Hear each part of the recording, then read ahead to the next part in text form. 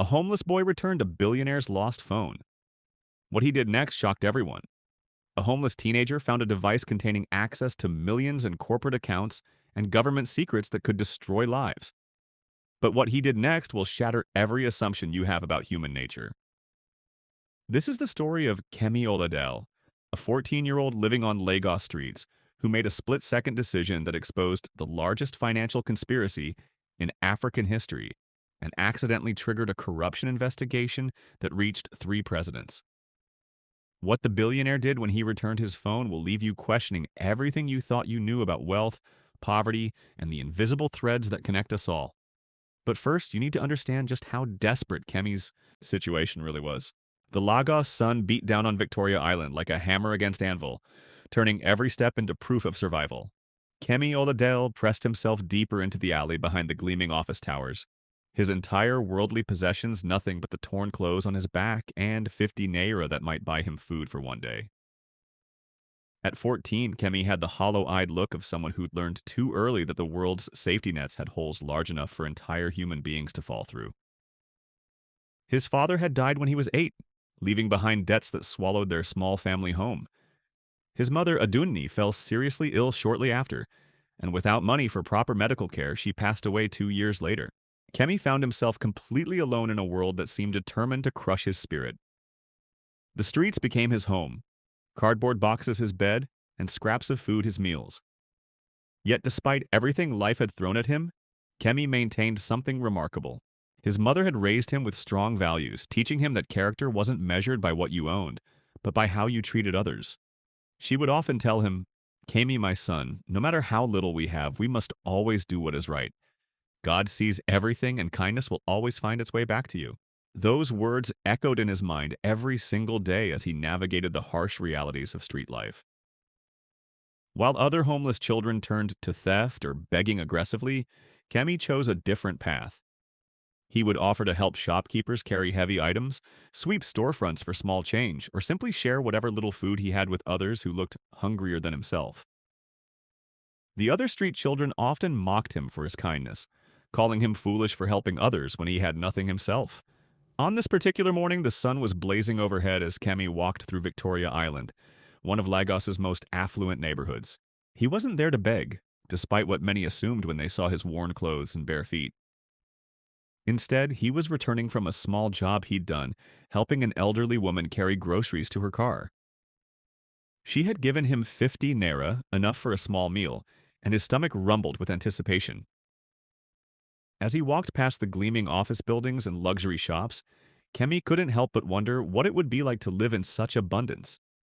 Not out of envy, but pure curiosity. His mother had taught him never to be bitter about what others had, but to appreciate whatever blessings came his way, no matter how small. That's when he saw it.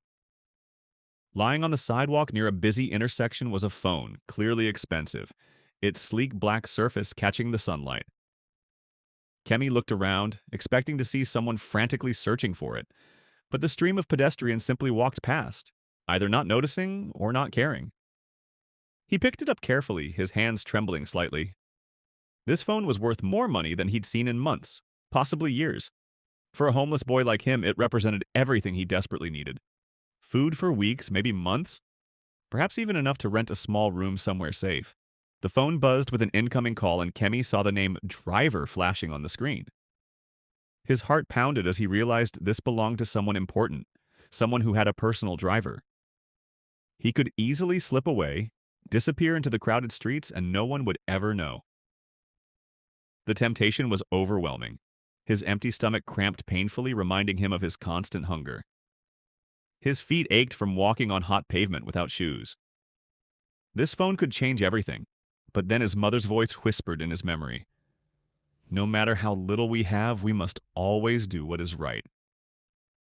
Kemi closed his eyes, took a deep breath, and made his decision. He would find a way to return this phone to its rightful owner, even if it meant giving up the chance to escape his current circumstances. The phone rang again, and this time Kemi answered nervously. "Hello?" he said, his voice barely above a whisper. "Who is this?" came a sharp voice on the other end. "Where's Chief Adebayo? Why do you have his phone?" Kemi's hands shook as he replied, Sir, I found this phone on the ground. I want to return it to the owner. Is Chief Adebayo the owner? There was silence for a moment. Then the voice softened slightly. You found it? Where are you right now? Kemi looked around, trying to identify landmarks. I'm on Victoria Island, near the big bank with the blue sign. Stay exactly where you are. Do not move. I'm coming to get the phone right now. The line went dead, and Kemi stood there clutching the expensive device, wondering if he'd made the right choice. Other street children would call him crazy. Here was his chance to escape poverty, and he was giving it away. But something deep inside him, something his mother had planted years ago, told him this was the only choice he could make, and still be able to look at himself in the mirror. 20 minutes later, a gleaming black Mercedes pulled up to the curb. The driver, a middle-aged man in a crisp uniform, stepped out and approached Kemi cautiously. Behind him emerged another man, tall and distinguished, wearing an expensive suit despite the heat. This was clearly someone of great importance, someone whose presence commanded respect even from strangers on the street. Chief Adebayo looked at the young homeless boy holding his phone, and for a moment, something shifted in his expression. He had expected perhaps a street child trying to negotiate a reward, or someone looking to make a scene for money. Instead, he saw a thin and clearly malnourished teenager with eyes that held more wisdom than his years should allow. You found my phone? Chief Adebayo asked, his voice measured but not unkind. Kemi nodded, extending the device with both hands as a sign of respect. Yes, sir. I saw it on the ground, and I knew someone important must be looking for it. I answered when the driver called because I wanted to make sure it got back to you safely. Chief Adebayo took the phone, checking it carefully. Everything was intact, nothing missing or damaged. He studied Kemi for a long moment, noting the boy's torn clothes, bare feet, and the obvious signs of malnutrition. Yet there was something about his posture, his manner of speaking, that suggested he came from a family that had taught him proper values. What's your name, young man? Chief Adebayo asked. Kemi, sir. Kemi Oladel. And you live around here? Kemi's eyes dropped to the ground. I live wherever I can find a safe place to sleep, sir. I don't have a permanent home. The silence that followed was heavy with unspoken understanding. Chief Adebayo had built his fortune from nothing, starting as a young man selling goods from a wheelbarrow on these very streets. He recognized something in Kemi that others might miss, a quality that couldn't be taught or bought. Integrity in the face of desperate need was rare, especially in someone so young who had every reason to abandon moral principles for survival. Kemi, Chief Adebayo said slowly, do you understand what you just gave up? This phone is worth more money than most people your age see in a year. You could have sold it, used the money to improve your situation significantly. Why didn't you? Kemi looked up, meeting the older man's eyes directly. My mother taught me that what belongs to someone else should be returned to them, no matter what. She said our character is the only thing that truly belongs to us, and we should never sell it, no matter the price offered. Chief Adebayo felt something stir in his chest, a recognition of his own mother's teachings from decades ago. Here was a boy who understood lessons that many wealthy, educated adults had forgotten. In a world where corruption and selfishness seemed to rule, this homeless teenager had chosen integrity over immediate relief from his suffering. Your mother sounds like a wise woman, Chief Adebayo said gently. She was, sir. She passed away 2 years ago, but I try to live by what she taught me every day. The weight of those words hung in the air. Here was an orphan, alone in the world, clinging to the moral foundation his mother had given him, despite having every reason to abandon it. Chief Adebayo made a decision in that moment, one that would change everything for both of them. Kemi, I want you to come with me. I have something I need to discuss with you, but not here on the street. Will you trust me? Kemi hesitated for just a moment. Strangers offering help often had ulterior motives, and street life had taught him to be cautious. But something in Chief Adebayo's eyes, a kindness mixed with respect, told him this was different. Yes, sir, Kemi replied quietly. As they walked toward the Mercedes, Chief Adebayo's mind was racing. He had been struggling with a problem that had kept him awake for weeks, a challenge that his money and influence couldn't solve. He needed someone he could trust completely, someone whose character was beyond question. Finding such a person in Lagos's business world had proven nearly impossible. Everyone had an angle, everyone wanted something. But here was a boy who had just proven that his integrity was worth more to him than his immediate survival. The Mercedes felt like stepping into another world. Kemi had never experienced air conditioning this cold, leather seats this soft, or the smooth purr of an engine this expensive. He sat carefully on the edge of the seat, afraid to lean back and soil the pristine interior with his worn clothes. Chief Adebayo noticed his discomfort and gestured for him to relax. "You're my guest, Kemi. Make yourself comfortable." As they drove through Lagos traffic, Chief Adebayo studied the boy beside him. Despite his obvious hunger and exhaustion, Kemi sat with dignity, his back straight, his hands folded politely in his lap. This wasn't the behavior of someone broken by street life. This was someone who had maintained his sense of self-worth despite impossible circumstances. "Tell me about yourself, Kemi. How long have you been living on the streets?" Kemi's voice was steady as he replied, "Almost 4 years, sir, since my mother passed. Before that, we lived in a small room in Mushin. My father was a mechanic, but he died in an accident when I was 8. My mother worked as a seamstress, but when she got sick, she couldn't work anymore. The hospital bills took everything we had left." Chief Adebayo nodded, remembering his own childhood struggles. "And you've been surviving on your own since then? That's remarkable." "I do small jobs when I can find them, sir.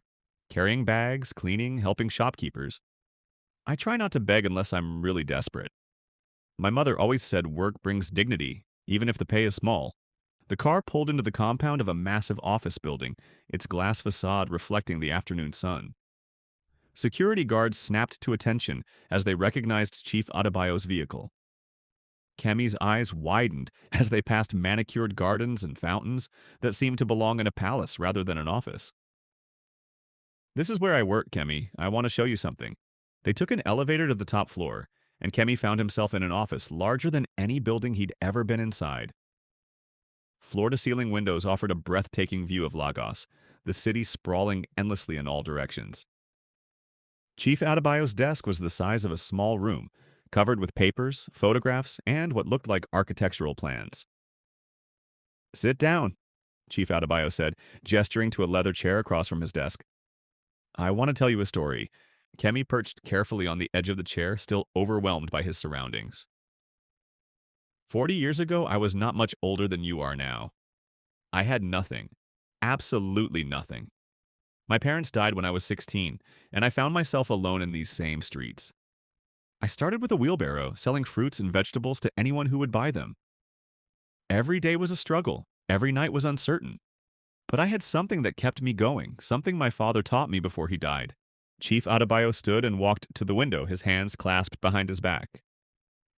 He told me that success isn't about how much money you make or how many people know your name. Success is about how you treat others when you have the power to help or harm them. He said the measure of a man is what he does when nobody is watching, when there's no reward for doing right and no punishment for doing wrong. Kemi listened intently, beginning to understand why this successful man was sharing such personal details with a stranger. "Over the years, I built this company from that single wheelbarrow. I now employ over 3,000 people. I own properties across West Africa. I have more money than I could spend in several lifetimes. But you know what I've learned? The higher you climb, the harder it becomes to find people you can truly trust. Everyone wants something from you. Everyone has an agenda." Chief Adebayo turned back to face Kemi, his expression serious but kind. "Today, when you returned my phone, you reminded me of something I'd almost forgotten. You reminded me that integrity still exists in this world, that there are still people who will do the right thing simply because it's right, not because of what they might gain from it." Kemi's heart began to race as he sensed this conversation was leading somewhere significant. "I have a problem, Kemi. A big problem that all my money and influence can't solve. 3 months ago, I discovered that someone in my company has been stealing from me. Not small amounts, but millions of naira.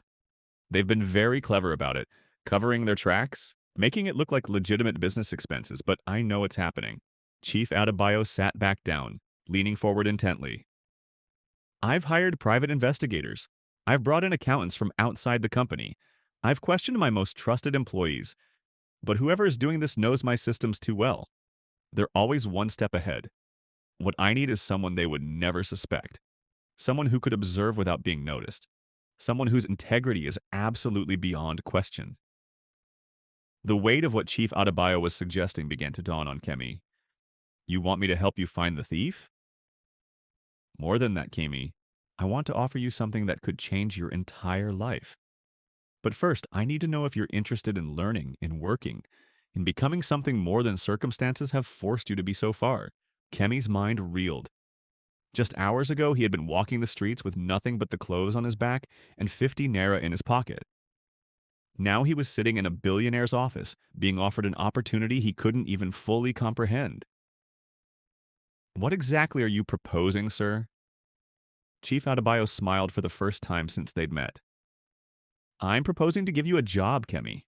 A real job with real responsibilities. I'll arrange for you to have a place to live, clothes to wear, food to eat regularly. In return, you'll work for me in a special capacity. You'll be my eyes and ears in places where a billionaire can't go, among people who would never suspect a young man of being anything other than what he appears to be. The offer was beyond anything Kemi had ever imagined possible. But something in his mother's teachings made him pause. Sir, I'm grateful for your offer, more grateful than I can express. But I need to understand something. If I discover who's stealing from you, what will happen to them? Chief Adebayo was impressed by the question. Even now, even when being offered salvation from poverty, this boy was thinking about justice and consequences. They'll be prosecuted according to the law, Kemi. I won't take revenge or do anything cruel, but they will face the consequences of their actions. Stealing is wrong, and when you steal from a company, you're stealing from every honest employee who depends on that company for their livelihood. Kemi nodded slowly. This made sense to him. Justice wasn't cruelty, it was ensuring that right and wrong had meaning. There's something else you should know, Chief Adebayo continued. This won't be temporary help. If you prove yourself trustworthy, if you show that you're willing to learn and work hard, I'll make sure you get an education. University, if you want it, I'll help you build a future that your parents would be proud of. Tears began to form in Kemi's eyes. The magnitude of what was being offered overwhelmed him. Not just immediate relief from hunger and homelessness, but hope. Real hope for a future he'd stopped allowing himself to dream about. Why me, sir? You could hire professional investigators, people with training and experience. Why would you trust someone like me with something so important? Chief Adebayo leaned back in his chair, his expression thoughtful. Because, Kemi, I've learned that skills can be taught, but character cannot. You can train someone to investigate, to observe, to report what they see, but you cannot train someone to choose integrity over personal gain when nobody is forcing them to make that choice. Today, when you returned my phone, you proved you possess something more valuable than any skill or experience. You proved you have a moral compass that points true north, even in the darkest circumstances. The room fell silent except for the hum of the air conditioning and the distant sounds of Lagos traffic far below. Kemi sat with this opportunity, this chance to escape the streets and build something meaningful with his life. But he also thought about the responsibility being placed on his shoulders. Someone was stealing from this good man, and if Kemi accepted this offer, he would be trusted to help stop them. I accept your offer, sir, Kemi said finally, his voice steady despite the emotion in his chest. I'll work as hard as I can to prove worthy of your trust, and I promise you, I'll find out who's stealing from your company. Chief Adebayo stood and extended his hand. As Kemi rose to shake it, he felt the weight of this moment settling over him. His life was about to change in ways he couldn't even imagine. But more than that, he was being trusted with something important. Something that mattered. For the first time since his mother's death, Kemi felt like he had a purpose beyond mere survival. Welcome to the team, Kemi. Your new life starts right now. But neither of them could have predicted the shocking truth they were about to uncover, or how dangerous this simple act of returning a lost phone was about to become. The person stealing from Chief Adebayo wasn't just any employee. It was someone close, someone trusted, someone who would stop at nothing to protect their secret. And when they discovered that a homeless street boy was now working directly for Chief Adebayo, they would realize their carefully constructed scheme was in serious jeopardy. The next morning, Kemi woke up in what felt like a dream. The small but comfortable apartment Chief Adebayo had arranged for him was more luxurious than anywhere he'd ever slept. Clean sheets, a real mattress, running water, and a refrigerator stocked with more food than he'd seen in years. He stood at the window looking out at Lagos, the same city that had been so harsh to him just 24 hours earlier, now seeming full of possibilities. A knock at the door interrupted his thoughts. Chief Adebayo's driver, Samuel, stood outside with a bag of new clothes and a warm smile. "Good morning, Kemi. Chief Adebayo asked me to bring these for you and to take you to the office when you're ready. He wants to begin your orientation today." Kemi stared at the clothes, simple but well made. A proper shirt, trousers that would actually fit, and real shoes. As he dressed, he caught his reflection in the bathroom mirror and barely recognized himself. Clean, properly clothed, with hope in his eyes instead of the hollow look of someone merely surviving each day. At the office, Chief Adebayo introduced him to Mrs. Folake, the head of human resources, a stern-looking woman in her 50s who studied Kemi with sharp, calculating eyes. "This is our new junior assistant," Chief Adebayo explained. "He'll be working closely with various departments to learn our operations. I want him to understand how every part of this company functions." Mrs. Folake nodded professionally, but Kemi caught something in her expression, a flicker of suspicion that made him wonder if she questioned why Chief Adebayo would hire someone so young and obviously inexperienced for such a position. "Of course, sir. I'll make sure he receives proper training," she replied, her voice polite but cool. Over the following weeks, Kemi threw himself into learning everything he could about Adebayo Industries. He started in the mailroom, then moved to filing, then to assisting with inventory management. Each department taught him something new about how the company operated, but more importantly, it allowed him to observe the employees without drawing attention to himself. Most of the workers treated him kindly, seeing him as just another young person trying to make his way in the world. They spoke freely around him, complaining about work, sharing office gossip, discussing their personal problems. Kemi listened carefully to everything, not just looking for signs of theft, but trying to understand the culture of this place that had become his salvation. It was during his third week in the accounting department that he first noticed something strange. Mr. Biodun, the senior accountant, seemed nervous whenever Kemi was nearby. He would quickly close files on his computer screen, shuffle papers away, and find reasons to send Kemi on errands that would take him away from the office. At first, Kemi thought perhaps Mr. Biodun simply didn't like having someone so inexperienced around sensitive financial documents. But then he began to notice patterns. Mr. Biodun always stayed late on Fridays, long after everyone else had gone home. He would arrive early on Mondays, sometimes before the security guards had even opened the building. And whenever Chief Adebayo asked for specific financial reports, Mr. Biodun would seem anxious and take much longer than necessary to produce them. Kemi began keeping careful notes, just as Chief Adebayo had taught him. He documented times, dates, behaviors, anything that seemed unusual, but he was careful not to make his observations obvious. During lunch breaks, he would sit quietly in corners, listening to conversations.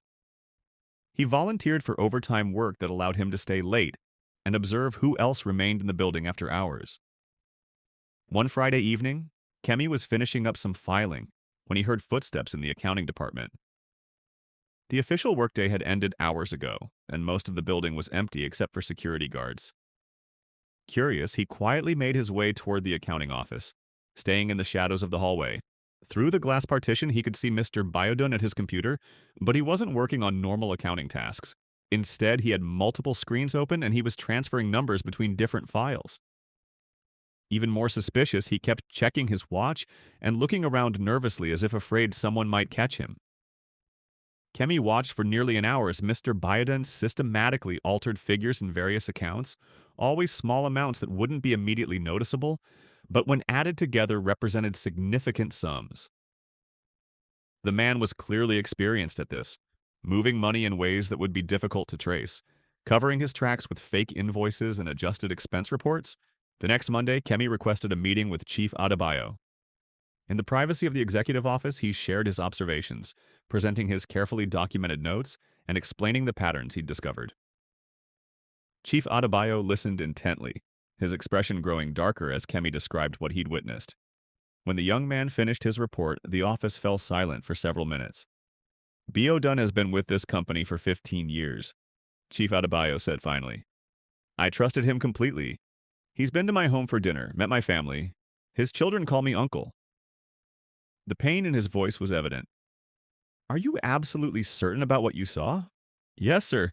I watched him for over an hour. He was definitely moving money between accounts and creating false documentation to hide it. The amounts weren't huge individually, but over time they would add up to millions. Chief Adebayo stood and walked to his window, the same position he'd taken the day he first offered Kemi this opportunity. You know, this is exactly why I needed someone like you. Everyone else in this company has relationships with Biodun, friendships, loyalties that might have prevented them from seeing what was right in front of them. But you saw it clearly because you have no history with him, no reason to overlook suspicious behavior. What do we do now, sir? Now we gather evidence. Solid, undeniable evidence that will stand up in court. But we have to be very careful. If Biodun realizes we're onto him, he could destroy records, transfer money offshore, or even disappear entirely. We need to catch him in the act. Chief Adebayo turned back to face Kemi, his expression serious. This is about to become much more dangerous than either of us anticipated. Biodun isn't just stealing petty cash. Based on what you've described, he's been systematically embezzling funds for months, maybe years. He's stolen enough money to ruin him completely if he's caught.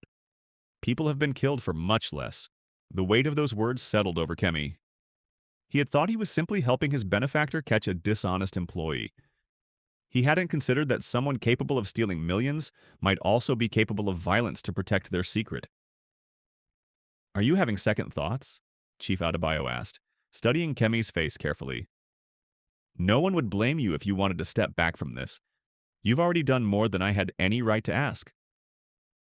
Kemi thought about his mother, about the values she'd instilled in him, about the importance of seeing difficult things through to the end. He also thought about all the honest employees of Adebayo Industries, people who depended on this company for their livelihoods, people who deserved to work for an organization that operated with integrity. No, sir, I want to see this through. But what exactly do you need me to do? Chief Adebayo smiled, the same expression he'd worn the day they first met. I need you to help me set a trap. We're going to give Mr. Biodun an opportunity to steal a large amount of money, but we'll be watching every move he makes. We'll document everything so thoroughly that he won't be able to deny what he's done. Over the next several days, Chief Adebayo carefully constructed their plan. He would create a fake business deal, a large transaction that would require Biodun to handle significant funds. They would make it appear routine, just another day's work, but every aspect would be monitored and recorded. Meanwhile, Kemi continued his regular duties, but now with heightened awareness of everything happening around him. He noticed that Mr. Biodun seemed increasingly nervous, sometimes catching the older man staring at him with an expression that made Kemi uncomfortable. Did Biodun suspect something? Or was Kemi simply imagining threats because he knew what he was looking for? The plan was set for the following Friday. Chief Adebayo had arranged what appeared to be a legitimate purchase of equipment from an overseas supplier, requiring an immediate transfer of 2 million naira. According to normal procedures, Biodun would handle the transaction, but this time, hidden cameras would record every keystroke, every document he accessed, every move he made. Thursday evening, as Kemi prepared to leave the office, Mrs. Folek approached him in the lobby. Her usual professional demeanor seemed different, more personal, almost concerned. Kemi, can I speak with you for a moment? She asked, glancing around to ensure they were alone. Of course, ma'am. I've been watching you these past few weeks, and I can see you're a good young man, someone trying to make an honest living. That's why I want to give you some advice. She paused, her voice dropping to almost a whisper. Be very careful who you trust in this company. Not everyone is who they appear to be, and some people will do anything to protect their secrets. Before Kemi could ask what she meant, Mrs. Folek had walked away, leaving him standing alone in the lobby with a growing sense of unease. Did she know about their investigation? Was she trying to warn him about Biodun? Or was there something else, something more dangerous that he hadn't yet discovered? That night, Kemi lay awake in his apartment, staring at the ceiling and thinking about how dramatically his life had changed. A month ago, his biggest concern was finding enough food to survive another day. Now he was involved in catching a criminal who had stolen millions of naira, someone who might be willing to hurt anyone who threatened to expose them. But despite his fears, Kemi felt something he hadn't experienced since his mother's death. He felt important, needed, like he was making a difference in the world. Chief Adebayo had trusted him with something crucial, and he was determined not to let that trust be betrayed. Friday morning arrived gray and overcast, with heavy clouds promising rain before the day ended. Kami arrived at the office early, his nerves on edge but his resolve firm. Today they would finally get the evidence they needed to stop Biodun's theft.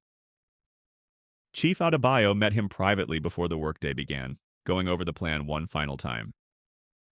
Remember, act completely normal. Do your regular work, follow your usual routine. The cameras are already in place, and I'll be monitoring everything from my office. If anything goes wrong, if you feel threatened in any way, leave immediately and find me. I understand, sir. Good. And Kemi? Chief Adebayo placed a hand on the young man's shoulder. Whatever happens today, I want you to know how proud I am of you. You've shown more courage and integrity in these past weeks than many people display in their entire lives. As the morning progressed, everything seemed normal. Employees arrived for work, phones rang, meetings were held, the usual business of the company continued. But Kemi could feel tension building, like the electrical charge in the air before a thunderstorm.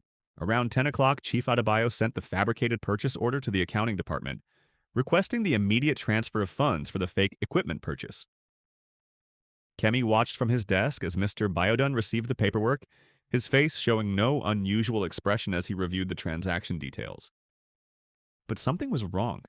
Instead of proceeding with the transfer as he normally would, Biodun stood up and walked directly to Chief Adebayo's office. Through the glass walls, Kemi could see them having an intense conversation, though he couldn't hear the words being spoken. Minutes later, Biodun returned to his desk, but his demeanor had completely changed. Gone was the nervous energy Kemi had observed over the past weeks. Instead, Biodun moved with the confidence of someone who held all the cards, someone who was no longer afraid of being caught. That's when Kemi realized with growing horror that their carefully planned trap had been turned against them. Somehow, Biodun had discovered their investigation. The question now was what he planned to do about it, and whether Kemi would be safe enough to find out. The fake transaction sat untouched on Biodun's desk as the accountant made several phone calls, speaking in low tones that Kemi couldn't overhear. But the man's body language suggested he was making arrangements, preparations for something that would happen soon. As lunchtime approached, Kemi felt increasingly isolated and vulnerable. Chief Adebayo hadn't emerged from his office since the morning meeting with Biodun, and attempts to reach him by phone went unanswered. The other employees seemed to be going about their normal routines, unaware that anything unusual was happening. But Kemi knew that everything was about to change, and not in the way they had planned. The homeless boy who had returned a lost phone was about to discover that some acts of kindness lead to consequences far more dangerous than anyone could have imagined. The afternoon would bring revelations that would shake Adebayo Industries to its core and force Kemi to make choices that would determine not just his own future, but the fate of everyone who depended on this company for their survival. The real test of his character was just beginning. At precisely 2 o'clock in the afternoon, Mrs. Folek appeared at Kemi's desk, her face grave and urgent. "Chief Adebayo needs to see you immediately," she whispered, her eyes darting nervously around the office. "Use the back stairs and go directly to his private conference room, not his main office." Kemi's heart pounded as he made his way through the building's corridors, avoiding the main pathways. The private conference room was located on the executive floor, a place he'd never been before. When he entered, he found Chief Adebayo pacing anxiously, his usually composed demeanor completely shattered. "Kemi, thank God you're here," Chief Adebayo said, his voice strained with tension. "We have a serious problem. Biodun didn't just discover our investigation, he's been one step ahead of us from the very beginning." "What do you mean, sir?" Chief Adebayo gestured for Kemi to sit down, then locked the conference room door behind them. "Mrs. Folek came to me an hour ago with information that changes everything we thought we knew. Biodun hasn't been working alone. He's part of a larger network, and they've been planning something far worse than simple embezzlement." The room felt suddenly cold despite the afternoon heat outside. Kemi gripped the arms of his chair as Chief Adebayo continued. "For the past 6 months, Biodun and his accomplices have been systematically transferring funds, not just to steal them, but to bankrupt the company entirely. They want to force us into financial collapse so they can buy our assets at a fraction of their value. It's a hostile takeover disguised as theft. Kemi's mind reeled with the implications. But sir, that would destroy the livelihoods of thousands of employees, their families, their children, everyone who depends on this company. Exactly, and they don't care. To them, it's just business. Chief Adebayo's voice hardened with anger. But here's what makes this truly dangerous, Kemi. They know you've been investigating them. Biodun has been watching you as carefully as you've been watching him. They see you as a threat that needs to be eliminated. The words hit Kemi like a physical blow. He had thought he was being clever, observing without being noticed, but apparently he had been the one being observed all along. Mrs. Folake overheard Biodun on a phone call this morning. Chief Adebayo continued. He was discussing what they called the street boy problem. They know exactly who you are, where you came from, and they know I've been trusting you with sensitive information. Kemi felt his throat tighten with fear. What are they planning to do? They want to discredit you, make it look like you've been stealing from the company yourself. They've already planted false evidence in your apartment, documents that would suggest you've been working with outside criminals to rob us blind.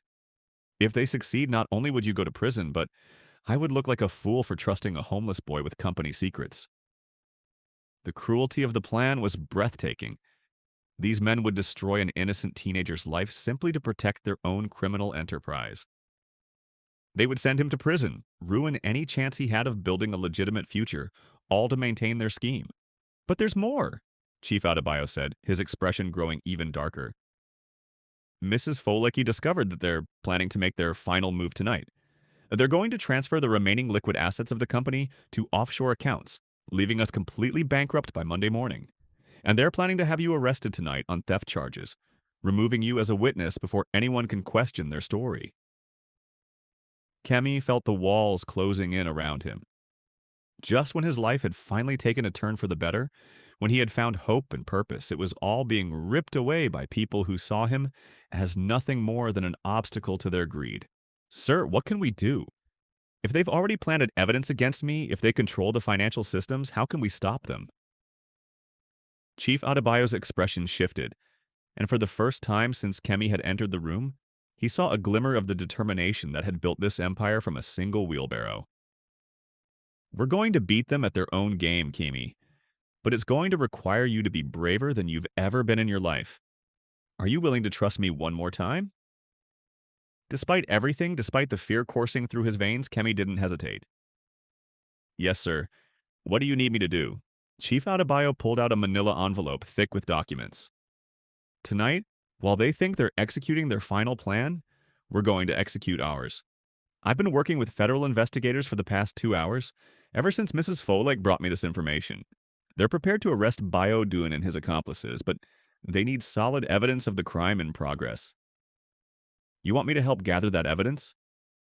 More than that, I need you to be the bait that draws them out into the open. Chief Adebayo's voice was steady, but Kemi could hear the concern beneath his words. It's dangerous, Kemi. Very dangerous. These men have already proven they're willing to destroy lives to get what they want. I won't lie to you about the risks involved. Kemi thought about his mother, about the lessons she had taught him, about doing what was right even when it was difficult. He thought about all the innocent employees of Adebayo Industries, people with families and dreams who would lose everything if these criminals succeeded. Tell me what you need me to do. Chief Adebayo opened the envelope and spread several documents across the conference table. Here's the plan. Tonight, you're going to return to your apartment as if everything is normal. The federal agents will be watching from nearby, but they can't move until they have proof of criminal activity. Biodun and his people will likely try to plant additional evidence against you, or possibly even attempt to intimidate you into staying silent. Kemi studied the documents, which appeared to be financial records and communication logs. What's my role in all this? You're going to pretend to cooperate with them. When they approach you tonight, and they will approach you, you're going to act scared and desperate. You're going to offer to help them complete their plan in exchange for them leaving you alone. This will give the investigators the evidence they need to prove conspiracy and theft. The plan was terrifying in its complexity. Kemi would essentially be walking into the lion's den, surrounded by criminals who saw him as a threat, pretending to be something he wasn't in order to gather evidence against them. Sir, what if they don't believe me? What if they realize I'm working with you to trap them? Chief Adebayo's expression was grim. Then we'll all be in serious trouble, but Kemi, I believe you can do this. You've already proven you have the courage to do what's right when everything is at stake. Tonight, we're asking you to be that brave one more time. Over the next hour, Chief Adebayo and Mrs. Foley coached Kemi on exactly what to say and do when the criminals approached him. They practiced different scenarios, different ways the conversation might go, preparing him for every possibility they could imagine. As evening approached, Kemi felt the weight of responsibility settling on his shoulders. Not just for himself, but for Chief Adebayo, for Mrs. Foley, for every honest employee of the company, and even for the principle that criminals shouldn't be allowed to destroy good people's lives simply because they had the power to do so. Remember, Chief Adebayo said as they prepared to leave the office, the federal agents will be listening to everything through the recording device we've given you. No matter what happens, no matter how scared you get, don't forget that help is nearby. You won't be facing this alone. Kemi nodded, checking the small recording device concealed in his shirt pocket. It was so tiny it was nearly invisible, but it represented the difference between justice and injustice, between truth and lies. As he walked through the lobby of Adebayo Industries that evening, Kemi realized he was no longer the same homeless boy who had found a lost phone just weeks ago. He had been tested by poverty, shaped by loss, and strengthened by the trust of a good man. Tonight would determine whether those experiences had prepared him for the greatest challenge of his young life. The Lagos streets seemed different as he made his way home, more dangerous, full of shadows and uncertainties. Every person he passed could be connected to the conspiracy against him. Every car that slowed down could contain men sent to intimidate or harm him. But beneath his fear, Kemi felt something else growing. A determination to prove that integrity could triumph over corruption, that a boy from the streets could stand up to powerful men and win. At his apartment building, Kemi noticed several unfamiliar faces loitering in the courtyard, men who tried to look casual but whose presence felt deliberately threatening. He climbed the stairs to his floor, knowing that each step brought him closer to a confrontation that would determine his future. Inside his apartment, everything appeared normal at first glance. But as Kemi looked more carefully, he began to notice small signs that someone had been there during his absence. A drawer slightly more open than he'd left it. Papers on his desk rearranged subtly. His few belongings shifted just enough to indicate a search. The planted evidence Chief Adebayo had warned him about was probably already in place, waiting to be discovered by authorities who would be laid here under false pretenses. Kemi felt a surge of anger at the violation, at the calculated cruelty of people who would destroy an innocent person's life to protect their own crimes. A knock at his door interrupted his thoughts. His heart hammered as he approached, knowing this was the moment everything would begin. Through the peephole, he could see Mr. Biodun standing in the hallway, no longer the nervous accountant he had observed at the office. This man looked confident, dangerous, someone accustomed to getting what he wanted through intimidation and fear. Kemi took a deep breath, said a silent prayer to his mother's memory, and opened the door. "Good evening, Kemi," Biodun said, his voice smooth but carrying an unmistakable edge of menace. "I think it's time we had a conversation about your future with Adebayo Industries." Behind Biodun stood two other men, both larger and more obviously threatening.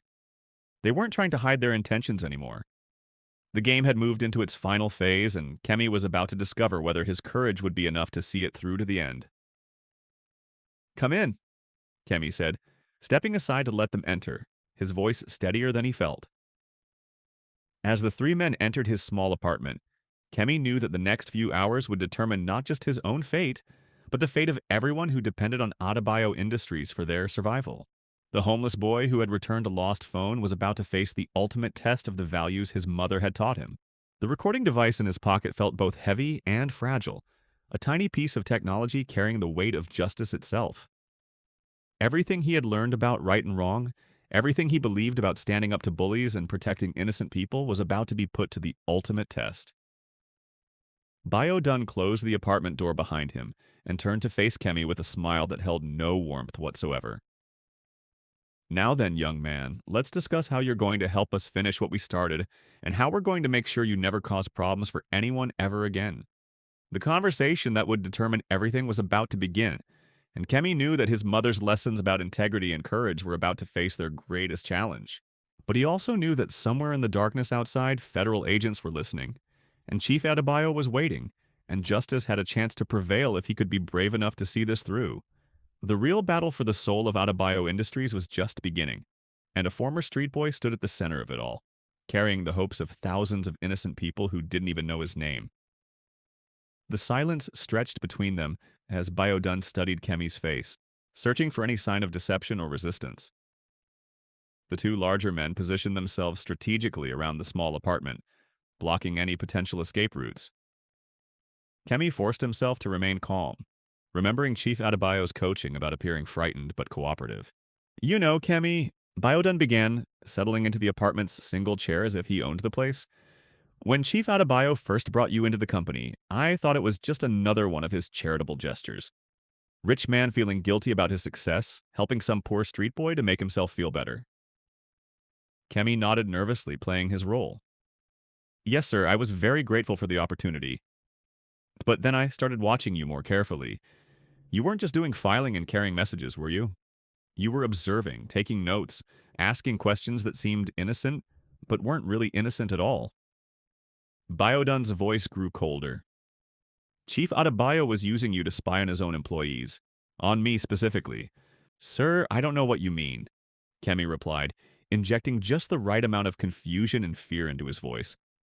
"I was just trying to learn the business, to prove I deserved the chance he gave me." One of the larger men, introduced only as Emeka, stepped closer. "Stop playing games, boy. We know exactly what you've been doing. We know about your little meetings with Chief Adebayo, your reports about people staying late, your observations about who does what and when." Kemi's hands trembled slightly, though whether from genuine fear or the adrenaline of maintaining his performance, he couldn't tell. "Please, I was just trying to be helpful. I didn't mean any harm to anyone." Biodun laughed, a sound devoid of any humor. "Harm? You have no idea what harm you've already caused. Do you know how long I've been planning this operation? 2 years of careful preparation, building relationships, gaining trust, positioning myself perfectly. And then some homeless boy starts paying attention to details he should have ignored." "What operation?" Kemi asked, though he already knew the answer. He needed them to say it aloud, to confess their crimes where the recording device could capture every word. "Don't insult our intelligence." The third man, who had remained silent until now, spoke for the first time. His voice carried the accent of someone educated abroad, refined but dangerous. "You know exactly what we've been doing. The question is, what way to stew. Bio are going to do about you," and began pacing the small space, his confidence growing as he spoke. "Here's what's going to happen, young Kemi. Tonight, we're going to complete the largest transfer of funds in Adebayo Industries history. By tomorrow morning, Chief Adebayo's company will be bankrupt, his assets will be available for purchase at rock-bottom prices, and a consortium of investors I represent will acquire everything for a fraction of its true value." Kemi's eyes widened with what he hoped looked like genuine shock. "You're going to destroy the company? But what about all the employees? Their families depend on those jobs." "Business is business," Emeka said with a shrug. "People lose jobs every day. They'll find other work eventually. But that's not your main concern right now," Biodun continued. "Your concern is what happens to you. See, we've already planted enough evidence in this apartment to send you to prison for 15 years. Financial documents showing you've been selling company secrets, bank records indicating payments from competitors, even communications with known criminals." The sophisticated cruelty of their plan took Kemi's breath away. They would destroy thousands of lives to make themselves rich, and they would destroy one innocent boy's life simply because he had gotten in their way. "Please," Kemi said, his voice cracking with emotion that wasn't entirely feigned. "I don't want to go to prison. I just got my life back together. Can't we work something out?" Biodun's smile was predatory. "That depends entirely on how cooperative you're willing to be. You see, we need someone young and innocent looking to help us with the final phase of our plan. Someone the security guards trust. Someone who can move through the building tonight without raising suspicions." "What would you need me to do?" "Simple. You're going to help us access the main server room at Adebayo Industries. Your keycard will get us through the first level of security, And your presence will explain why we're there if anyone asks questions. We tell them Chief Adebayo sent us to check on some urgent computer problems.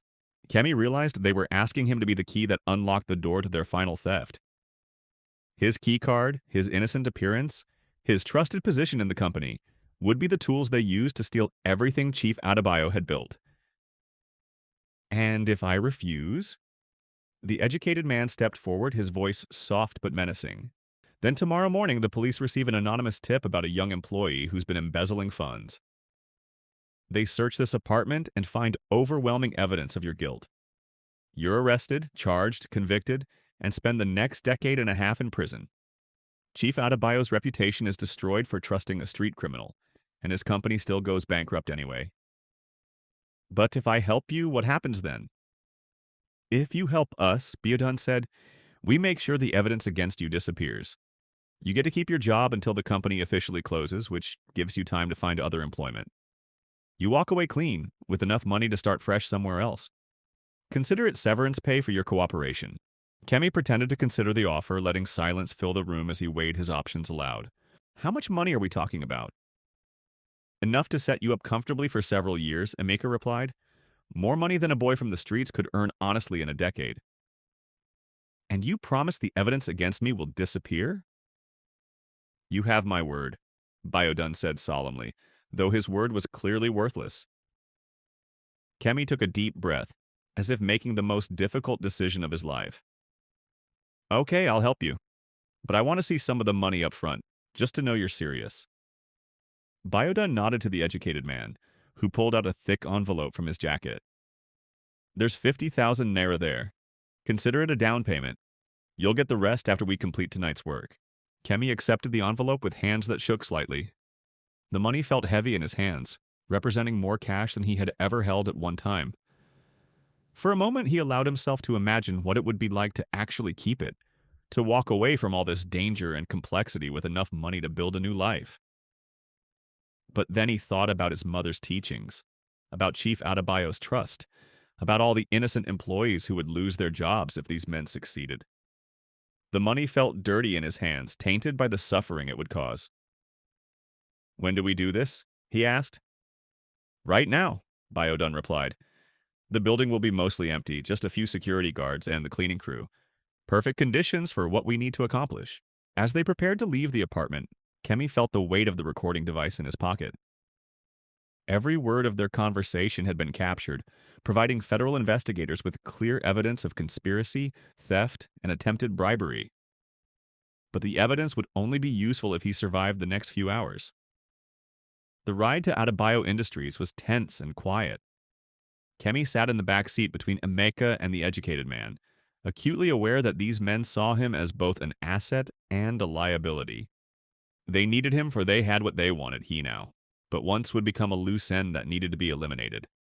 The office building looked different at night, its windows dark except for a few scattered lights where security guards made their rounds. The parking garage was nearly empty, their footsteps echoing ominously as they approached the employee entrance. Remember, Biodun whispered as they neared the security checkpoint. Act natural. You're just showing some visitors around the building. Nothing unusual about that. Kemi's keycard beeped as it granted them access, and the security guard looked up from his desk with mild curiosity. Working late tonight, Kemi? Chief Adebayo asked me to show these gentlemen some of our computer systems, Kemi replied, amazed at how steady his voice sounded. They're potential investors interested in our technology infrastructure to his newspaper. The guard nodded in return, apparently satisfied with the explanation. As they walked through the lobby toward the elevators, Kemi felt like he was betraying not just the security guard's trust, but everyone who worked in this building. The server room was located on the third floor behind multiple layers of security that Kemi's position allowed them to bypass. As they rode the elevator up, Biodun reviewed their plan one final time. Once we're inside, it should take about 30 minutes to transfer the remaining funds and delete the backup records. Kemi, your job is to watch for security guards or anyone else who might interrupt us. If someone comes, you distract them while we finish the work.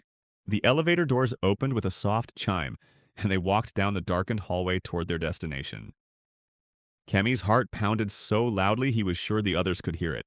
Every step brought them closer to the moment when these men would complete their theft, and he would become a witness they could no longer afford to keep alive. At the server room door, Kemi hesitated for just a moment. Once he used his keycard here, there would be no going back. He would have helped them access the heart of Adebayo Industries' financial systems, making him complicit in their crime, whether he wanted to be or not. Having second thoughts? The educated man asked, his hand moving subtly toward his jacket in a gesture that suggested he was armed. No, sir, Kemi replied quickly, just making sure no one's around to see us. He swiped his keycard and the heavy door clicked open, revealing rows of humming servers and blinking lights. This was the nerve center of everything Chief Adebayo had built. The electronic brain that managed payroll for thousands of employees, tracked inventory worth millions of naira, and maintained records of decades of honest business dealings. Perfect, Biodun said, moving immediately to one of the computer terminals. This is exactly what we need. As Biodun and his accomplices began their work, connecting portable drives and accessing financial systems, Kemi positioned himself near the door as instructed. But he wasn't just watching for security guards. He was watching for the federal agents who were supposed to be coordinating with building security to catch these criminals in the act. Minutes passed with agonizing slowness. The three men worked efficiently, clearly having planned every detail of this operation. Money began flowing out of company accounts and into offshore destinations, while backup records were systematically deleted to cover their tracks. How much longer? Kemi asked nervously. Almost finished, Biodun replied without looking up from his screen. Just a few more transfers and we'll have everything. That's when Kemi heard it, the faint sound of footsteps in the hallway outside. But instead of feeling relief that help was finally arriving, he felt a surge of panic. If the federal agents moved too soon, before all the evidence was collected, Biodun and his accomplices might escape prosecution on technicalities. Someone's coming, he whispered urgently. The three men looked up from their work, suddenly alert and dangerous. Emeka moved toward the door, his hand reaching inside his jacket for what was undoubtedly a weapon. How many people? Biodun demanded. Kemi listened carefully, trying to distinguish between the footsteps of federal agents and those of regular security guards. I'm not sure. Maybe 2 or 3 people. We need 5 more minutes, the educated man said, his fingers flying over the keyboard as he worked to complete the final transfers. We might not have 5 more minutes, Emeka replied, drawing a pistol from his jacket. The sight of the weapon made everything terrifyingly real for Kemi. These men weren't just thieves, they were prepared to use violence to complete their crime and escape justice. If the federal agents weren't properly prepared for armed resistance, people could die. Wait, Kemi said, thinking quickly. Let me go check who it is. If it's just security guards, I can convince them everything's normal. If it's police or investigators, we'll know we need to get out immediately. Biodun considered this for a moment, then nodded. Good thinking. But Kemi, if you try to warn whoever's out there, if you try to betray us, you won't live long enough to regret it. Kemi stepped into the hallway, his heart racing as he tried to process what he was seeing. 3 men in dark suits were approaching the server room, but they didn't look like federal agents. They looked like more criminals, perhaps backup that Biodun had arranged, in case something went wrong. He ducked back into the server room quickly. It's 3 men I don't recognize. They don't look like security guards or police. They look like they're with you. Biodun's expression shifted to confusion, then to alarm. I didn't arrange for anyone else to be here tonight. If those aren't our people, then someone else knows about this operation. The possibility that a 4th party was involved, that there might be other criminals trying to hijack their theft or eliminate witnesses, added a new layer of danger to an already volatile situation. Could they be federal agents? Kemi asked. Federal agents would have announced themselves and surrounded the building, the educated man replied. These sound like competitors, other criminals who want to steal what we're stealing. The footsteps in the hallway grew closer, and voices could now be heard through the server room door. They were speaking in low, urgent tones, but the words weren't entirely clear. We need to finish this now, Biodun said, turning back to his computer. Whatever happens next, we complete the transfers first. But as the final commands were entered and the last of Adebayo Industries' liquid assets began flowing to offshore accounts, The server room door suddenly burst open. Instead of criminals or federal agents, Chief Adebayo himself stood in the doorway, flanked by two men who were clearly law enforcement officers. "That's enough," Chief Adebayo said, his voice carrying the full weight of his authority. "Step away from those computers immediately." Biodun's face went white as he realized their operation had been completely compromised. "How did you know we were here?" Chief Adebayo's eyes found Kemi's, and the young man saw not anger or disappointment, but pride and gratitude. "Because Kemi has been working with federal investigators all evening. Every word you've spoken, every crime you've committed, has been recorded and witnessed." The revelation that Kemi had been working against them the entire time sent Emeka into a rage. He raised his pistol toward the young man, but before he could fire, one of the federal agents tackled him to the ground. In the chaos that followed, as handcuffs were applied and rights were read, Kemi stood quietly against the wall, overwhelmed by the magnitude of what had just occurred. They had done it. The criminals were caught, the evidence was secured, and Adebayo Industries was saved. But as he watched Biodun being led away in handcuffs, Kemi realized this was only the beginning of a much larger story. The federal agents had mentioned a conspiracy involving multiple companies, offshore accounts worth hundreds of millions of naira, and a network of corruption that reached into the highest levels of Nigerian business and government. "You did well tonight, Kemi," Chief Adebayo said, placing a hand on the young man's shoulder. "But I'm afraid this is far from over. What we've uncovered here is just the tip of a very large iceberg."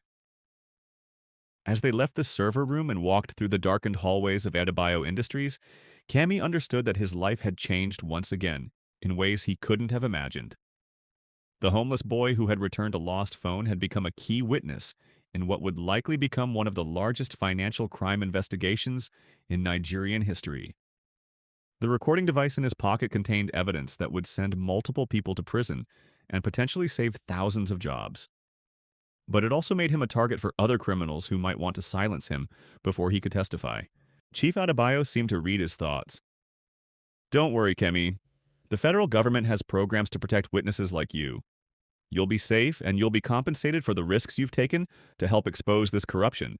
As they emerged from the building into the Lagos night, Kemi looked up at the stars barely visible through the city's haze of lights and pollution. His mother had often told him that the stars were always there, even when clouds made them impossible to see. Tonight, for the first time since her death, he felt like the clouds in his own life were finally beginning to clear. But he also knew that greater challenges lay ahead. The men they had caught tonight were just the beginning. According to the federal agents, this conspiracy involved politicians, bank officials, and business leaders across multiple African nations. Kemi's testimony would be crucial in bringing them all to justice. The homeless boy who had chosen integrity over immediate gain was about to become one of the most important witnesses in a case that would reshape how business was conducted across West Africa. His decision to return a lost phone had set in motion a chain of events that would ultimately protect thousands of innocent people from financial ruin. As Chief Adebayo's car pulled away from Adebayo Industries, carrying them toward a safe house where Kemi would spend the next few weeks preparing for his testimony, the young man reflected on how dramatically his life had changed. From the streets to a comfortable apartment, from hunger to security, from invisibility to playing a crucial role in a major federal investigation. But the most important change wasn't in his circumstances. It was in his understanding of his own worth and capabilities. He had proven to himself that he could face dangerous men and complex situations with courage and intelligence. He had honored his mother's memory by choosing right over wrong, even when the stakes were life and death. The recording in his pocket would soon become evidence in courtrooms across Nigeria and beyond. The testimony he would give would help prosecutors build cases against some of the most powerful and corrupt individuals in West African business. And the trust Chief Adebayo had placed in him would be vindicated in ways neither of them could have anticipated when they first met on a Lagos street corner. As the car moved through the night toward an uncertain but hopeful future, Kemi understood that his real education was just beginning. He would need to learn about legal systems, international finance, witness protection protocols, and the complex world of high-stakes criminal prosecution. But he also understood that the most important lessons he needed had already been taught to him by a mother who died too young, but lived long enough to instill values that would guide her son through the greatest challenges of his life. The homeless boy who returned a millionaire's phone was about to help return justice to a system that had been corrupted by greed and betrayal. The offer that would truly change his life wasn't just Chief Adebayo's original job proposal, it was the opportunity to stand up for truth and integrity on a scale that would impact millions of people across Africa. And as the Lagos skyline passed by outside his window, Kemi knew he was ready for whatever came next. The safe house was a modest but comfortable residence in a quiet Lagos suburb, far from the bustling commercial districts where Kemi's adventure had begun. As they drove through the gates of the compound, Kemi noticed armed security guards positioned discreetly around the property. The reality of his situation was beginning to sink in. He wasn't just a witness anymore, he was someone whose life depended on remaining hidden from powerful people who would stop at nothing to silence him. Inside the house, Kemi met Agent Adunola, a sharp-eyed woman in her 40s who would be coordinating his protection and preparation for the upcoming trials. She explained that the investigation had expanded far beyond what anyone had initially anticipated. The evidence Kemi had helped gather revealed connections to a massive money laundering operation spanning 7 African countries. "You should understand, Kemi," Agent Adunola said as they sat in the living room. "What you've uncovered reaches into the highest levels of government and business across West Africa. These aren't just corporate thieves we're dealing with anymore. Some of the most powerful people on this continent are involved in this conspiracy." Chief Adebayo nodded grimly. "The transfers Biodun was making weren't just stealing from my company. They were part of a system designed to drain resources from legitimate African businesses and funnel them to offshore accounts controlled by foreign investors. It's economic colonialism disguised as business partnerships." Over the following days, Kemi began to understand the true scope of what they had disrupted. Teams of federal investigators arrived daily, bringing boxes of evidence, computer hard drives, and testimonies from other witnesses who had been too frightened to come forward until now.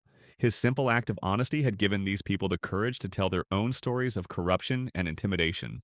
Dr. Chioma Okafor, a forensic accountant brought in to analyze the financial evidence, spent hours explaining to Kemi how the money laundering scheme worked.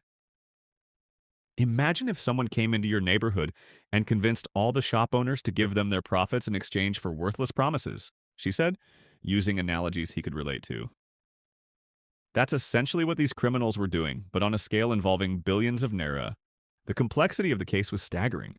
Bank records showed suspicious transactions dating back 5 years involving construction companies, import businesses, telecommunications firms, and even charitable organizations.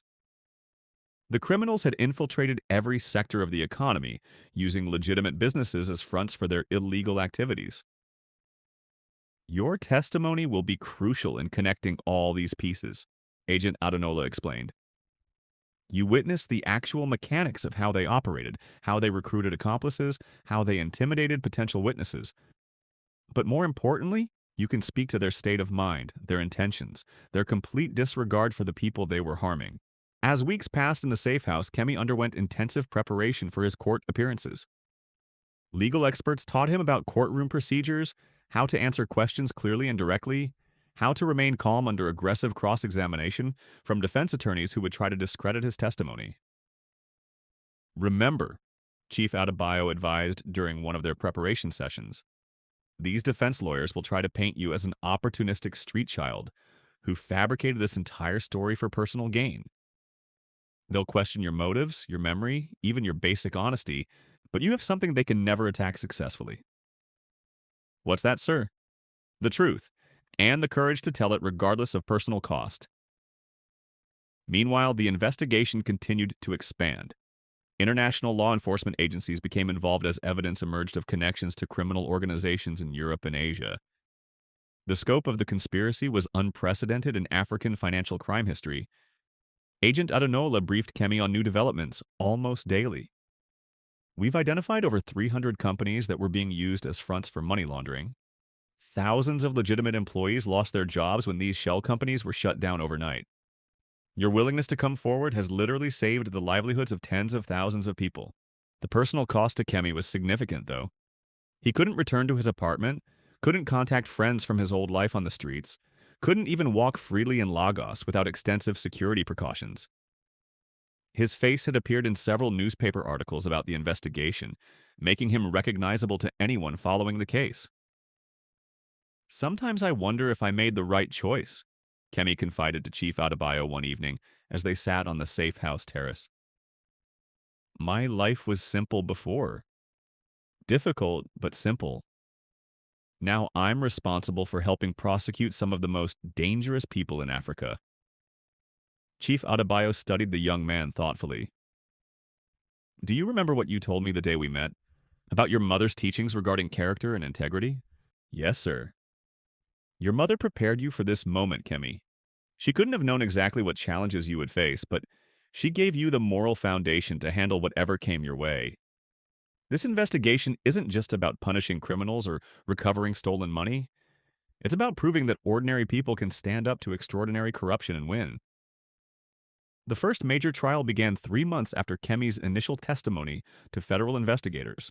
The defendants included not only Biodun and his immediate accomplices, but also two prominent businessmen, a former government minister, and the managing director of one of Nigeria's largest banks. The media attention was intense, with journalists from across Africa covering what many called the trial of the century. Kemi's appearance as the prosecution's key witness created a sensation in the courtroom. Here was a teenager, barely 18 years old, calmly describing complex financial crimes and identifying powerful defendants who had orchestrated them. His testimony was clear, detailed, and unshakable despite hours of aggressive cross-examination. Defense attorney barrister Emeka Okonkwo, representing the former government minister, tried every possible approach to discredit Kemi's account.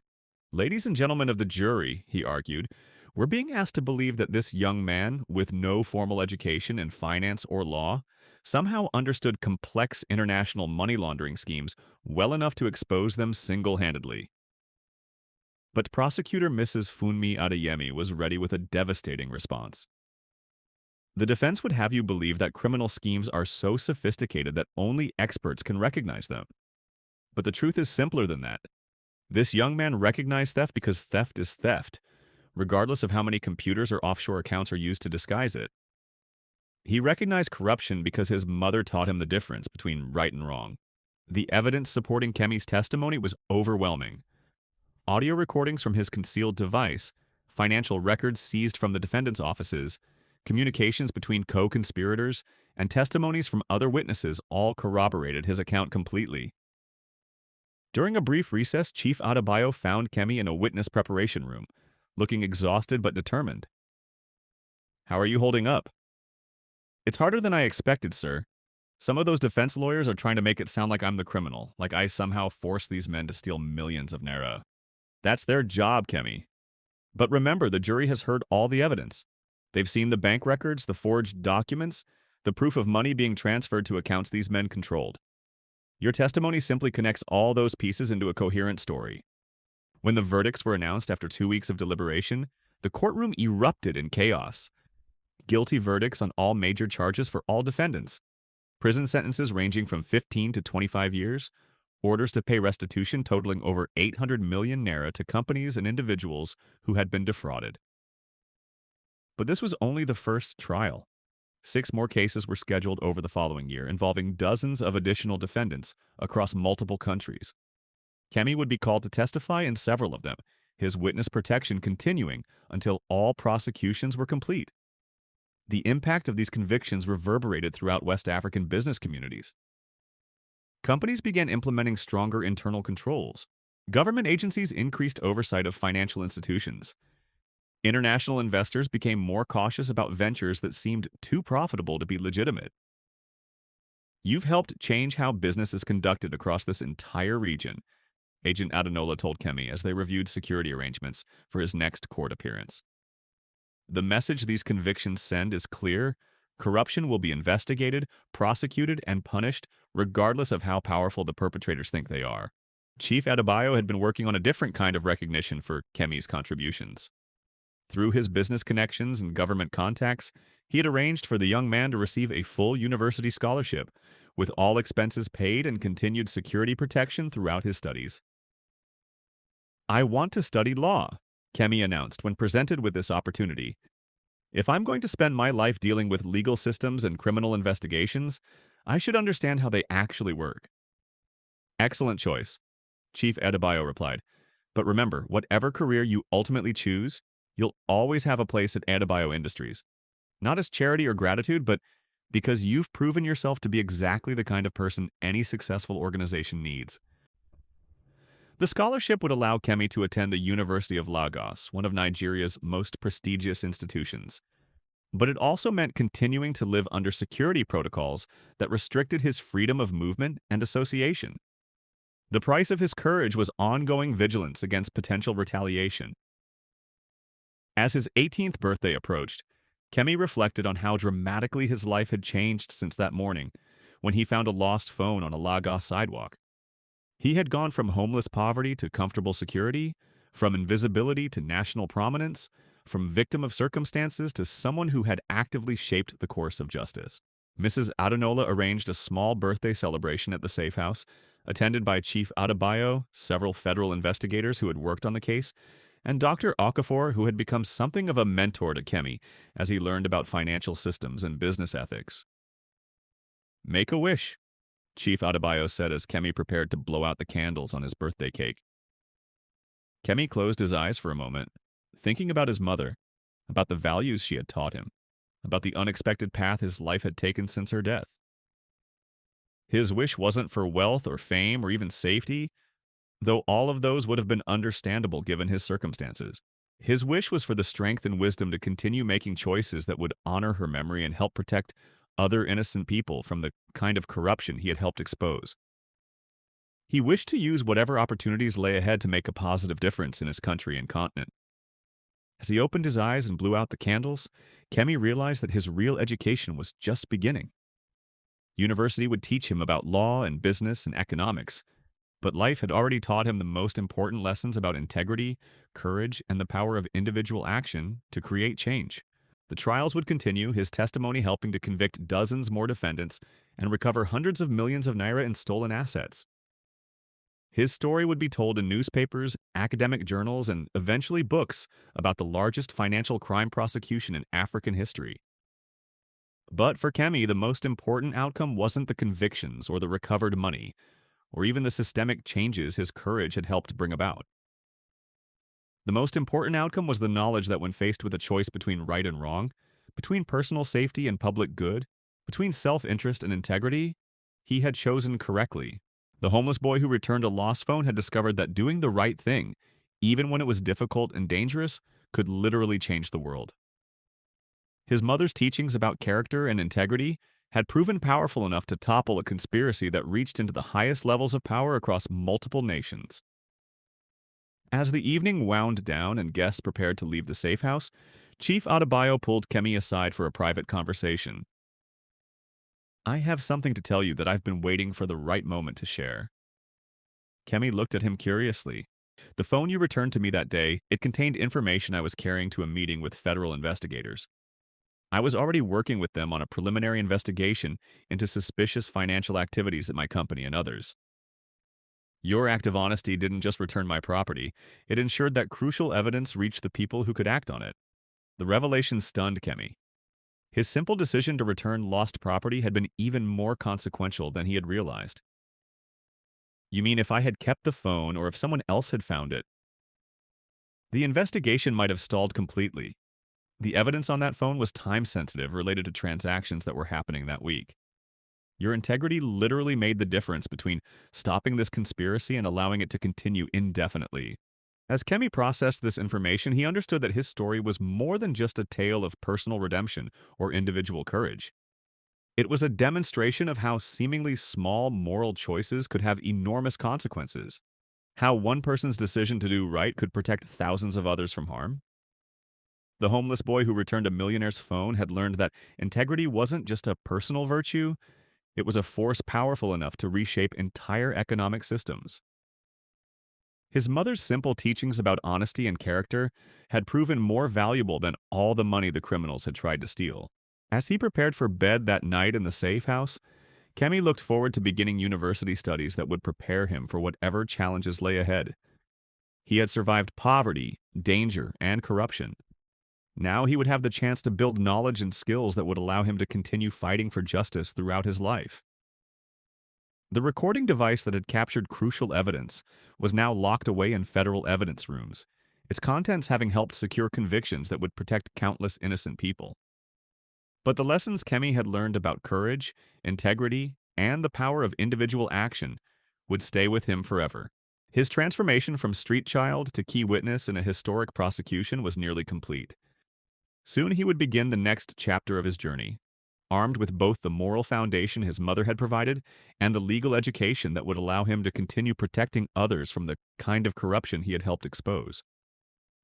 The boy who had chosen to return what wasn't his had discovered that some acts of honesty can change not just individual lives, but entire nations.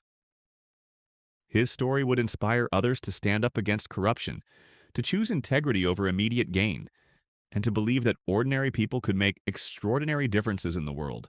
As sleep finally came in the quiet safe house, Kemi dreamed of his mother, seeing her face clearly for the first time since her death. In his dream, she was smiling, proud of the man her teachings had helped him become. When he woke the next morning, he knew he was ready for whatever challenges university and beyond would bring. The homeless boy's journey was far from over, but the foundation for everything that would follow had been laid by a simple choice to do what was right when nobody would have blamed him for doing otherwise. That choice had transformed not just his own life, but the lives of countless others across Africa who would benefit from the justice his courage had made possible. The first day of university arrived with Lagos morning traffic and the familiar weight of security protocols that had become Kemi's new normal. 2 plainclothes federal agents accompanied him to campus, maintaining careful distance while ensuring his safety. The University of Lagos sprawled before him like a small city, thousands of students hurrying between lecture halls and dormitories, most unaware that one of their new classmates had helped prosecute the biggest financial crime case in African history. Professor Adebola's constitutional law class was packed with eager first-year students, all competing for attention and grades that would determine their futures. Kemi chose a seat near the back, hoping to blend into anonymity, but his attempts at invisibility were complicated by the subtle presence hall. Today we examine the relationship of his security detail positioned strategically around the lecture between individual moral courage and systemic legal reform, Professor Adebola announced, her voice carrying across the crowded room. Can one person's actions truly change an entire legal framework? Or are such transformations always the result of collective movements? The irony wasn't lost on Kemi. Here he was, someone whose individual actions had indeed triggered systemic changes, sitting anonymously among students debating whether such things were even possible. When the professor called for examples of individual courage leading to legal reform, hands shot up around the room, students citing historical cases from other continents. Chidi, a confident young man sitting 2 rows ahead, raised his hand enthusiastically. Professor, what about more recent cases? I've been following the corruption trials happening right now. That homeless boy who exposed the money laundering network, isn't that exactly what you're describing? Kemi's heart raced as attention turned toward his own story, discussed by classmates who had no idea he was sitting among them. Professor Adebola nodded approvingly. Excellent example, Chidi. The witness testimony in those trials has indeed led to new legislation requiring enhanced financial oversight across multiple sectors. One person's decision to report criminal activity has resulted in regulatory changes affecting thousands of businesses. Amara, a serious-looking girl with intricate braids, disagreed. But Professor, we don't know anything about this witness's real motivations. Maybe he was just trying to get reward money or avoid prosecution himself. Individual courage sounds noble in theory, but people usually act from self-interest. The casual dismissal of his motives stung, even though Kemi understood why people might be skeptical. In a society where corruption was commonplace, genuine integrity seemed almost suspicious.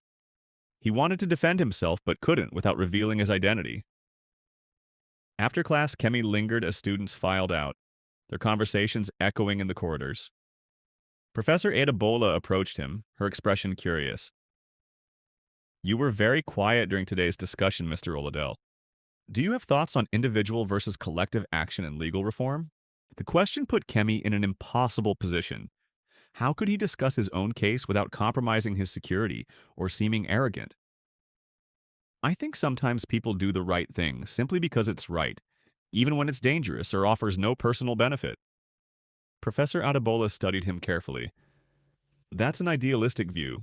In my experience, true altruism is rare, especially in high-stakes situations involving money and power. Maybe it's not about altruism, Kemi replied thoughtfully. Maybe it's about understanding that your own welfare is connected to everyone else's. When systems are corrupt, everyone suffers eventually, even people who think they're benefiting from the corruption. The professor's eyebrows rose slightly. That's a surprisingly sophisticated analysis for a first-year student. Have you studied philosophy or economics before? No, ma'am, just life experience. That afternoon, Kemi attended his first business ethics seminar, taught by Dr. Emeka Nwosu, a former banker turned academic who had written extensively about financial crime in West Africa. The class was smaller, more intimate, allowing for deeper discussion among students. Dr. Nwosu began with a provocative question. If you discovered your employer was stealing money, what would you do? And please, no theoretical answers. Really consider the practical implications, the risks, the potential consequences. Fo Leke, an economics major from Ibadan, spoke first. I'd probably look for another job quietly. Whistleblowing sounds heroic, but it usually destroys the whistleblower's career and doesn't actually stop the crime. Several students nodded in agreement. Tunde, whose father owned a construction company, added, Besides, who do you report it to? If the corruption goes high enough, the people you're supposed to report to might be involved themselves. The cynicism in the room was palpable, reflecting years of experience with institutional corruption at every level of society. These students had grown up understanding that survival often required looking the other way, minding your own business, protecting yourself first. Kemi listened to their reasoning, recognizing the wisdom in their caution. They weren't wrong about the risks or the potential futility of fighting powerful interests, but they also hadn't experienced what he had learned, that sometimes doing nothing was more dangerous than taking action. What if staying silent made you complicit in harming innocent people? He asked quietly. The room turned to look at him. Dr. Nwosu leaned forward with interest. Explain what you mean by that. If you know about theft but don't report it, and that theft eventually bankrupts the company, then thousands of innocent employees lose their jobs. Your silence didn't protect you, it just delayed the consequences while making them worse for everyone else. Aduni, a sharp-tongued student from Kano, challenged him immediately. That's easy to say if you've never actually faced that choice. Have you ever been in a position where reporting wrongdoing could get you killed? The question hung in the air, and Kemi felt every eye in the room focused on him. He couldn't answer honestly without revealing too much, but his silence seemed to confirm Aduni's implication that he was speaking from naive idealism rather than real experience. Dr. Nwosu intervened diplomatically. These are complex issues with no simple answers. What matters is understanding that business ethics aren't abstract philosophical concepts. They're practical frameworks for making difficult decisions under pressure. After the seminar ended, Kemi walked across campus toward the library, his security detail maintaining their discreet distance. The conversations in both classes had left him feeling isolated, surrounded by peers who couldn't understand what he had experienced, yet unable to share those experiences without compromising his safety. At the library, he buried himself in case studies of financial crime prosecutions from around the world, trying to understand how other countries had dealt with similar corruption networks. The research was fascinating but also depressing, revealing how rarely such investigations resulted in meaningful systemic change. Agent Adunola found him there as evening approached, settling into a nearby chair with the casual manner of someone simply studying alongside other students. "How was your first day?" she asked quietly, opening a textbook to maintain her cover. "Challenging. My classmates think the witness in our case was probably motivated by self-interest rather than genuine integrity. They can't imagine someone actually choosing to do the right thing when it was dangerous. Can you blame them? In their experience, people who claim to act from noble motives usually have hidden agendas. Your story is unusual precisely because it goes against what most people expect from human nature." Kemi closed his law book and looked around at the other students cramming for exams, flirting, gossiping, living normal university lives that he couldn't fully participate in due to his unique circumstances. Sometimes I wonder if I'm fooling myself about my own motivations. Maybe I did it because I was grateful to Chief Adebayo, or because I was angry at being manipulated, or because I wanted to feel important. Maybe genuine integrity doesn't actually exist. Kemi's story reminds us that integrity isn't about being perfect or having pure motives. It's about choosing to do what's right even when it's difficult, even when you're scared, even when the world tells you it's foolish. That homeless boy who returned a phone didn't just change his own life.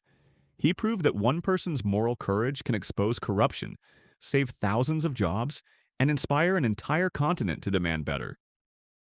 His mother's simple teachings about character became a force powerful enough to topple criminal empires and reshape how business is conducted across Africa. Sometimes the smallest acts of honesty create the biggest waves of change.